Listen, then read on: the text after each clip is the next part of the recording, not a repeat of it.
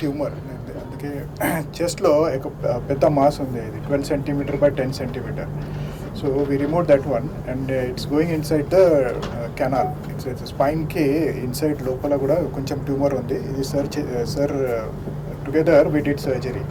So మొత్తం tumour తీసాము. Presently she stable. So the tumour came non cancerous, it's not cancer. So that is good thing for her and she recovered completely. It's a very rare tumor. It's a ganglioneuroma. It's chala rare tumor undi, less than 1% incidence undi ee tumor ki.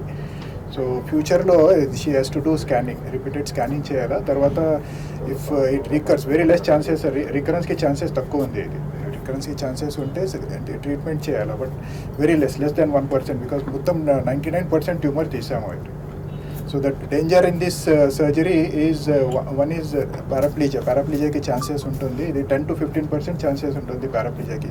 Idi spinal nerve ki dagar undi idi tumor. Idi sir teesamu, idi close microscope nunchi idi teesamu idi mottam. So presently she doesn't have any paraplegia. She recovered completely all right. ఇది పాపకి ఏంటంటే actually వెన్నుపూస నరం నుంచి నరాలు బయటకు వస్తాయి మనం rest of the body supply చేయడానికి. సో ఆ కోర్సులో ఏమైందంటే పాపకి ఆ నరం నుంచి ట్యూమర్ వచ్చింది పెద్దది. సో అదేమైందంటే అది స్పైనల్ కార్డ్ అంటే వెన్నుపూస లోపలికి వెళ్తుంది, దాంట్లో పాటు చెస్ట్ లోపలికి కూడా వస్తుంది. కాబట్టి చెస్ట్లోకి వచ్చి చాలా ఎక్కువ ఉందన్నమాట ఆమెకి. సో దీన్ని ఏంటంటే మళ్ళీ మనం మల్టీ మోడాలిటీ అంటే రెండు ఫీల్డ్స్, రెండు స్పెషాలిటీస్ కలిపి ఆపరేట్ చేసాము పాపకి. ఆపరేట్ చేసి we could give a good result, మంచి రిజల్ట్ ఇవ్వగలిగాము. సో కంబైన్డ్ ప్రొసీజర్లో ఏంటంటే సార్ మొత్తం చెస్ట్లో ఉన్న ట్యూమర్ అంతా తీసేశారు. చెస్ట్లో నుంచి స్పైనల్ కార్డ్లోకి వెళ్ళే ట్యూమర్, వెన్నుపూసలోకి వెళ్ళే ట్యూమర్ని మొత్తము న్యూరో సర్జరీ మేము కలిపి తీసామన్నట్టు. సో దీంట్లో ఏంటంటే సార్ చెప్పినట్టు చాలా రేర్ ట్యూమర్ అది. అండ్ యూజువల్లీ అంటే యాజ్ టైం ప్రోగ్రెసెస్ బాగానే ఉంటుంది వాళ్ళకి. కొంతమందికి ఏంటంటే క్యాన్సరస్ ఉంటే ఏంటంటే మళ్ళీ అది పెరగడం అట్లా అవుతాయి. ఇది అంత ఎక్కువ ఉండదు ఈ పేషెంట్స్కి. కాకపోతే క్లోజ్ మానిటరింగ్ చేసుకోవాలి. అండ్ రిజల్ట్ కూడా ఏంటంటే పాపకి పోస్ట్ సర్జరీ కూడా షీజ్ కాళ్ళలో కానీ పవర్ అంతా బాగుంది. ఫ్యూచర్లో వచ్చే అవకాశం ఉంది. ఫ్యూచర్లో అంటే రెగ్యులర్గా మనం స్కాన్ చేసుకోవాలి. స్కాన్లో ఏంటంటే ఇది పెరుగుతుంది అనిపిస్తే మళ్ళీ దాన్ని ఆపరేట్ చేయాలి. సాధారణంగా ఏంటంటే ఈ టైప్ ఆఫ్ ట్యూమర్స్ అంత అగ్రెసివ్గా పెరిగే ఒక టైప్ కాదు.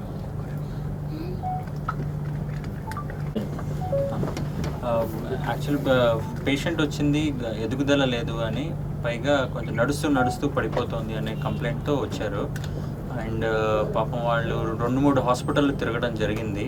కాకపోతే ఒక 2-3 డిపార్ట్మెంట్స్ ఇన్వాల్వ్ అయ్యి సమన్వయంతో పనిచేయాల్సిన దీంతో వాళ్ళకి ఎక్కడ ఉపశమనం లభించలేదు. దాంతో మా దగ్గరకు వచ్చారు మెడికవర్ హాస్పిటల్కి. ఇక్కడ మా cardiac surgery department and neuro surgery department కూర్చుని ఒక ప్రణాళిక వేసుకుని ప్లాన్ ప్రకారం we could do a successful surgery అనమాట.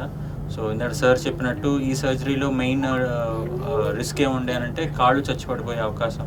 అది వెన్నుపూసకు దగ్గరగా ఉండడంతో ఆ నరాలు దెబ్బతిని సర్జరీ టైంలో కాళ్ళు చచ్చిపడిపోయే అవకాశం ఉండింది. కానీ ఆ ఎక్స్పర్టీస్ ఉండడంతో అది అవాయిడ్ చేయగలిగాము. సర్జరీ అయిన రోజే పాప వెంటిలేటర్ నుంచి బయటకు వచ్చి సెకండ్ డే కల్లా వార్డుకి వెళ్ళిపోయి చక్కగా ఫుడ్ తినడం కూడా జరిగింది. సో సక్సెస్ఫుల్గా ఎటువంటి ఈవెంట్స్ లేకుండా సక్సెస్ఫుల్గా డిశ్చార్జ్ చేయగలిగాను. యాక్చువల్లీ పేషెంట్కి హార్ట్ ప్రాబ్లమ్స్ వచ్చారనమాట. ఎలాంటి ప్రాబ్లం అంటే మనము ఇంగ్లీష్లో సైనోసిస్ అంటాం. అంటే పూర్తిగా ఆక్సిజన్తో కలిసి ఉన్న రక్తం కాకుండా ఆక్సిజన్ కార్బన్ డైఆక్సైడ్ రెండు కలిపి ఉన్న రక్తం అనమాట. ఇంప్యూర్ బ్లడ్ ఏదైతే ఉందో అది పంప్ అవుతూ ఉండడం వల్ల సైనోసిస్. ఇంకా తెలుగులో చెప్పాలంటే ఊపిరి తీసుకోవడంలో ఇబ్బంది. ఊపిరి తీసుకోవడంలో ఇబ్బంది వల్ల నీలం రంగులోకి మారడం, ఇలాంటి ఇబ్బందితో వచ్చాడు. సో ప్రమోద్ సార్ మనం అపాన్ సార్ చూసిన తర్వాత దీనికి సర్జికల్ కరెక్షన్ చేస్తే ఈ ప్రాబ్లం అనేది తగ్గుతుంది అని చెప్పి ఒక క్లారిటీకి వచ్చి ప్లాన్ చేసి సక్సెస్ఫుల్గా దీన్ని వీలున్నంత తొందరగా చేసి తొందరగా డిశ్చార్జ్ చేయగలిగారు. సో అన్ఈవెంట్ఫుల్గా అయ్యింది, తొందరగా డిశ్చార్జ్ అయ్యాడు. ఇప్పుడు యాక్టివ్గా ఉన్నాడు, వేరే ఇష్యూస్ ఏం లేవు. ఈ హెల్త్ ఇష్యూ ఎందువల్ల వస్తుంది సార్ ఈ కేటగిరీ? బేసికల్లీ కంజెనిటల్ అనమాట. పుట్టుకతో గుండెలో ఇబ్బంది ఏమైనా ఉంటే లేదా డెవలప్మెంట్ టైంలో గుండెలో ఫామ్ అవ్వాల్సిన ఛాంబర్స్ సరిగ్గా ఫామ్ అవ్వకపోతే ఇలాంటి ఇబ్బంది వస్తుంది అనమాట. సో సో ఇది వీలుని తొందరగా చెక్ చేయించుకొని ఆపరేషన్ చేయించుకోవాలి, కరెక్షన్ చేయించుకోవాలి. ఇది మెయిన్గా ఎందుకు వస్తుందంటే లేకపోతే ఫుడ్ ఎఫెక్ట్ వల్ల అంటే కొంతమందికి జన్యుపరంగా ఉంటుంది, కొంతమందికి మామూలుగా వస్తుంది. ఐ మీన్ లైక్ వాళ్ళ పెద్దవాళ్ళకి ఎవరికి లేకపోయినా కూడా కొంతమందికి వచ్చే ఛాన్స్ ఉంది. బేసికల్లీ చిన్నప్పుడే తెలుస్తుంది. ఇది ఎందుకు మూలాన వస్తుందంటే ఊపిరితిత్తులకి రక్త సరఫరా సరిగ్గా లేకపోవడం మూలాన, అయితే వెంట్రికల్ అంటాం, రైట్ వెంట్రికల్, అది సరిగ్గా డెవలప్ అవ్వకపోతే ఒక గది, సో అదేమవుతుందంటే ఊపిరితిత్తులకి రక్తం సరిగ్గా లేక నీలం రంగులో ఉంటుంది, బ్లడ్లో ఆక్సిజన్ లేక మొత్తం నీలంగా అయిపోతారు. సో ఇప్పుడు మనం ఊపిరితిత్తులకి రక్త సరఫరా అయ్యేట్టు సర్జరీ చేశారు సార్.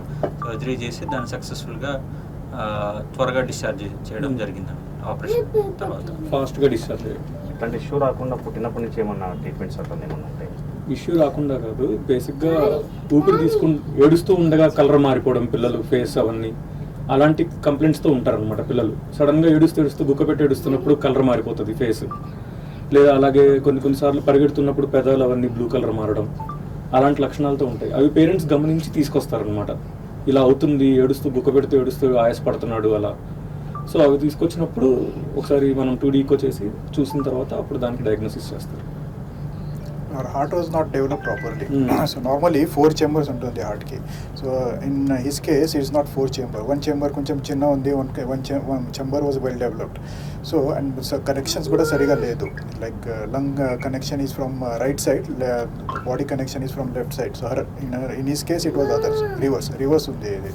దానికోసం ప్లస్ హోల్ కూడా ఉంది. ఇది mixing, because of mixing he was maintaining saturation, but saturation తక్కువ ఉంది, ఇది 70-75. సో సర్జరీ చేసిన తర్వాత సాచురేషన్ ఇప్పుడు బాగానే ఉంది ఇది. ప్లస్ ఇది కొత్త టెక్నిక్ని చేసాము, ఇది pulmonary artery banding, Glenn plus pulmonary artery banding. So ఇది కంట్రోల్ ఫ్లో ఉంటుంది, ఇది లంగ్కి control flow. So in future also there is 10-20% chance ఉంది ఫ్యూచర్కి సర్జరీకి అవకాశం ఉంది.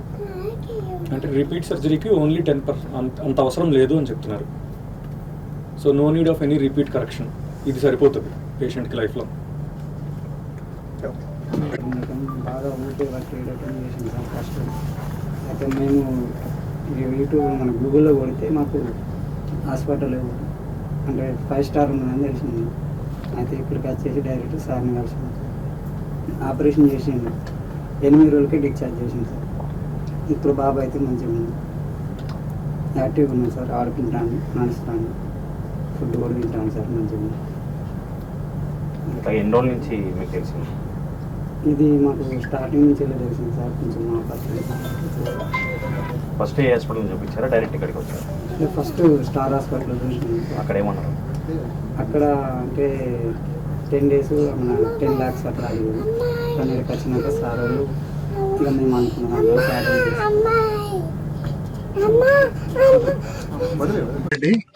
I'm a chief cardiothoracic surgeon and minimal invasive surgeon in Medicover Hospital, High Tech City. So recently 2 surgeries we did it, which is very complex. ఒక thoracic surgery, ఒక heart surgery చేసాము.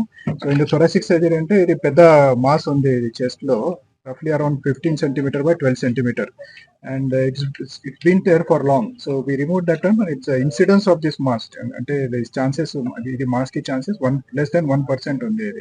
ఇది మొత్తం తీసాము. ఇది spinal canal or spinal cord కి దగ్గర కూడా ఉంది. ఇది కూడా న్యూరో సర్జరీ చేసాము. ఇది mixed what you call combined approach చేసాము. And then presently she is fine, so there is no paraplegia, and then she is recovered well. Second patient is a heart patient. It is complex heart disease. It is single ventricle physiology. So the heart is not developed properly. So instead of 4 chambers, there are 3 chambers or 2 chambers. Plus the sariga connections kuda sariga ledu. So she came with a bluish discoloration. So nilaga undi. So presently we did surgery with little special techniques so that she may not require future surgery. In future she may not require surgery. So presently she is fine with good saturation. Oxygen kuda baane undi presently.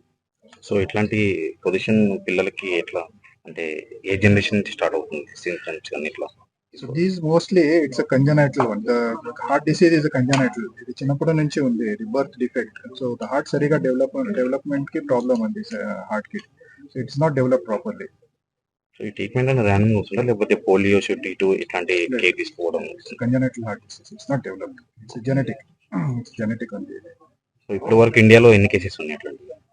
Sir it is around 5% of the congenital heart disease are list like this. So మొత్తం heart disease కి చిన్నపిల్లల heart disease కి 5% ఇది incidence ఉంది, ఇది ఈ problem. Okay.